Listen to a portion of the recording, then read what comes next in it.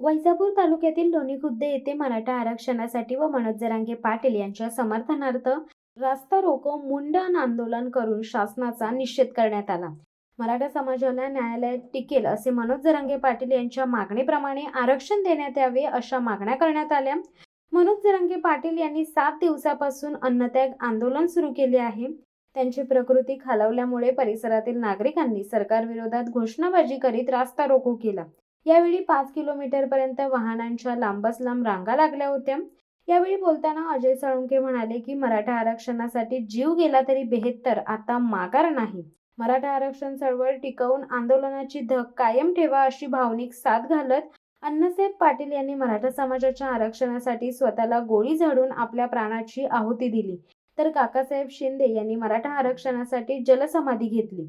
यांच्यासह अनेकांनी आपल्या जीवाचे बलिदान दिले आहे। त्यांचे बलिदान व्यर्थ जाऊ देऊ नका। मराठा समाजाचा केवळ वापर मराठाच समाजातील नेत्यांनी केला।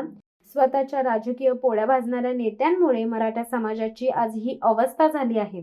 जरांगे पाटलांच्या जीवाचे जर काही बरे वाईट झाल्यास राज्यात राजकीय लोकांना रस्त्याने फिरणे अवघड होईल।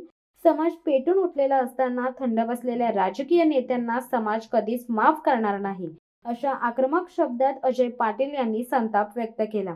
यावेळी आंदोलनाला अजय पाटील साळुंखे, अर्चनाताई साळुंखे, प्रशांत सदाफळ, चंद्रशेखर साळुंखे, सुनील बोडखे, उत्तमराव निकम, डॉक्टर अर्जुन साळुंखे, प्रमोद जीवरक, नितीन निकम, काशीनाथ कोकटे, प्रशांत निकम, किशोर मगर, अमोल निकम, राजेंद्र जगदाळे, एनडीए निकम यांनी भाषणे केली।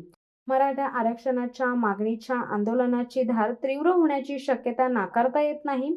यावेळी पोलीस पाटील रावसाहेब सोमासे व शिऊर पोलीस स्टेशनच्या अधिकाऱ्यांनी चोख बंदोबस्त ठेवला।